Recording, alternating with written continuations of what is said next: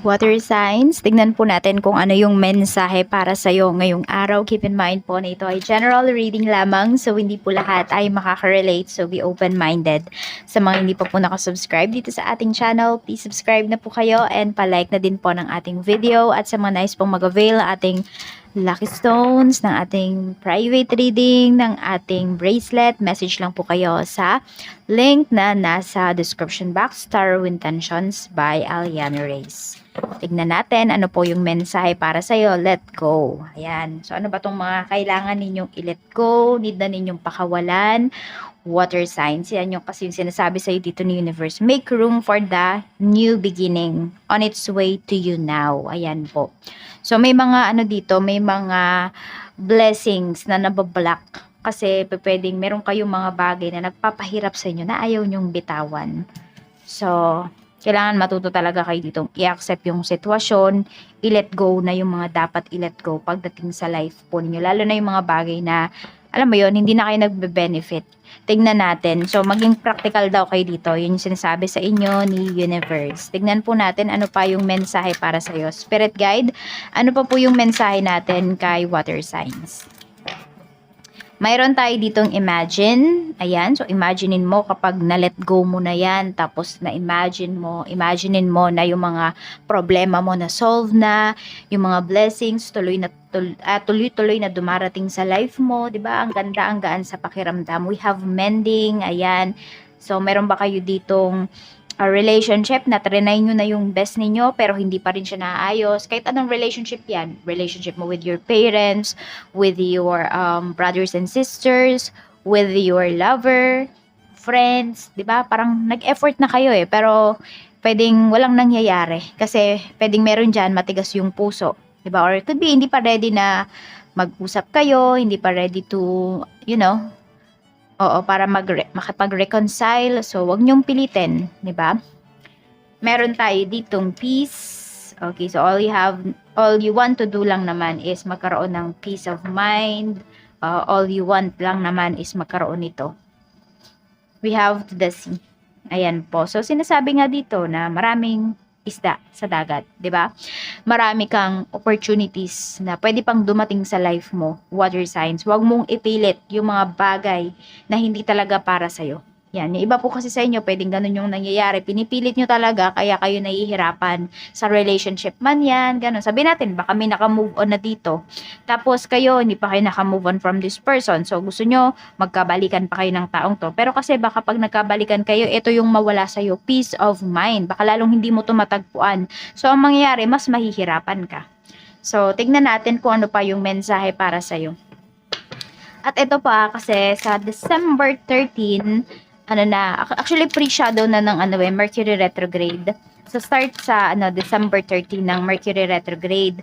So kung meron po kayong mga in-applyan before na hindi po kayo natanggap, pwede nyo po yung balikan. Apply kayo lalo na kung hiring sila kasi mas malaki yung chance ninyo ngayon, water signs, na matanggap. Tignan po natin itong let go. Ayan. So let go nyo na po yung mga bagay na nagpapaiyak sa inyo, nagpapabigat ng inyong damdamin. Sabi dito, you need a good laugh. Ayan.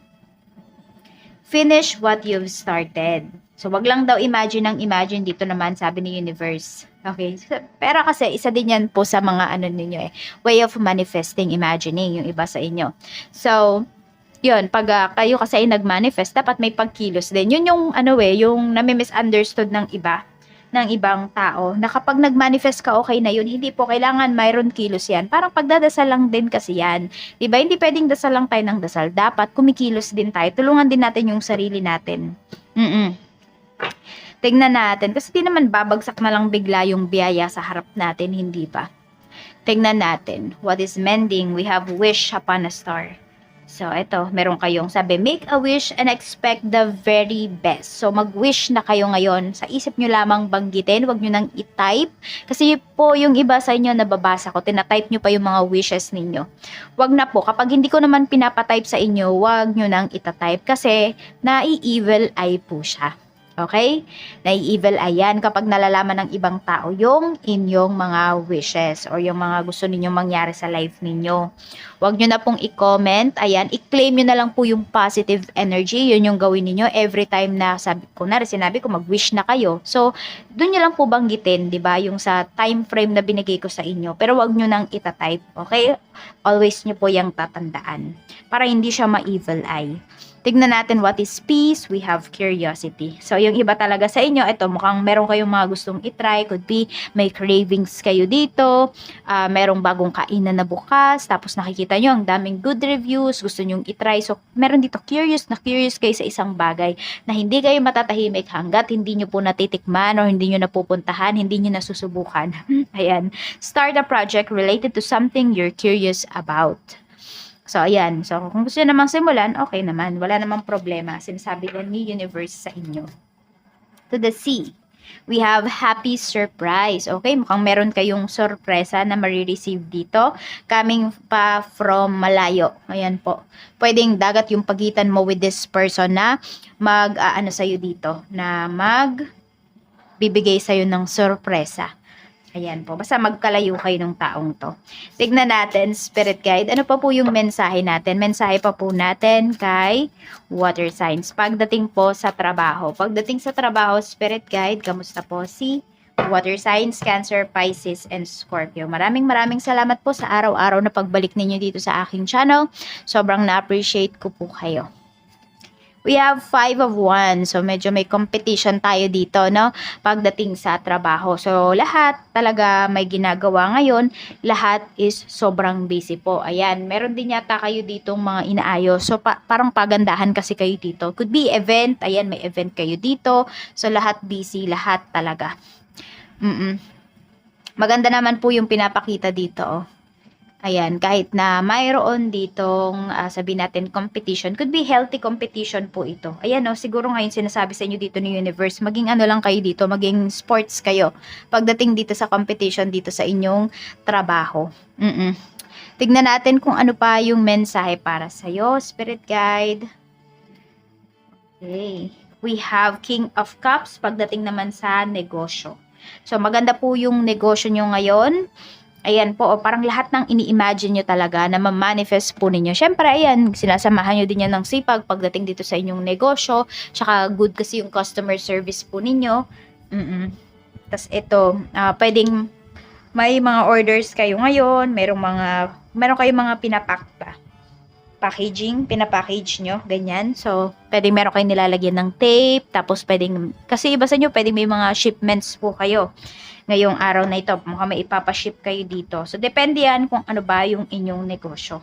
Tignan natin. Pero happy kayo dito, kontento kayo sa kung ano po yung marireceive ninyo na sabihin natin or yung magiging income ninyo ngayong araw. Check natin pagdating naman po sa kaperahan. We have justice. Ayan. So, ang nakikita ko lang dito is meron kayong aayusin. Ayan. So, pwedeng meron dito na late yata kayo ng bayad. Hindi ko alam kung sa bahay ba yan or kung saan man yung properties po ninyo. So, medyo nagkaroon kayo ng problema dito. So, wini-wish ninyo na sana mabayaran nyo na yan kung na-late man po kayo or yun nga, sana maayos nyo na. Which is ito, mukhang pagbibigyan naman po talaga kayo. Could be 2 months. Yun yung nakikita ko dito. Pagbibigyan pa kayo ng 2 months. Or could be 2 to 5 months. Yun na. Tapos, so, dapat masettle nyo talaga yan.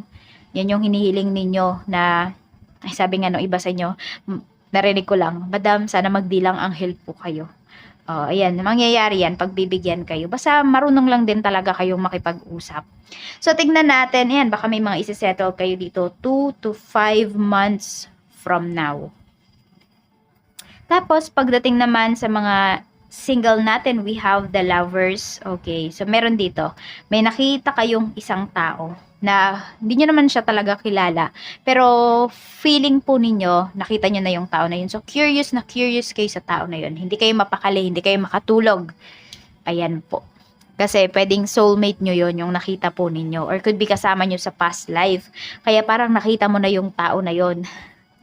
Yung iba sa inyo, ayan na, meron kayong past relationship ng tao na yon. Tignan natin. So, basta hindi lang kayo mapakali dito. Sa mga in a relationship naman po, we have 6 of Cups. Mukhang may uuwi na dito. Yung iba po sa inyo, may mga anak na po ba kayo? Ayan, could be in a relationship yung iba sa inyo. Ay, ano yun, live-in partner. So, ayan po, mukhang may papauwi na dito. Yan. So, it's either isusurprise nyo or kayo yung isusurprise dito ng inyong anak, ng inyong asawa. Tignan natin, spirit guide, pagdating naman po sa, sa mga married. We have 8 of Pentacles. So, maraming married dito na sobrang stress po sa trabaho. Yan. Pares ba kayo may trabaho ng asawa mo? Ayan. Pero ito, more on pag-handle din to ng finances. So, yung basa nyo, ito yata yun, no? Water signs, ito yung pinoproblema ninyo. Kaya sobrang sipag nyo po dito. Parang lahat ng pagkakakitaan, talagang susubukan nyo na. Ayan po. Kasi mukhang meron talaga kayo mga kailangang isettle po dito. Tapos marami din dito is talagang hinahandle nyo na ng maayos yung finances po ninyo. So marami kayong pinag-iipunan, madami kayong projects na gustong ma-achieve. Some of you po pwedeng bago matapos yung taon or could be 9 months from now. Ayan, kung ano man yung mga gusto ninyo, minimithi ninyo ng asawa po ninyo, is makukuha nyo na po yan. So, we have number 7, 23, 52, and 20. So, yan, claim nyo lang po yung mga positive energies dito sa ating reading. Mag-iingat po kayo always and more blessings to come. Bye-bye!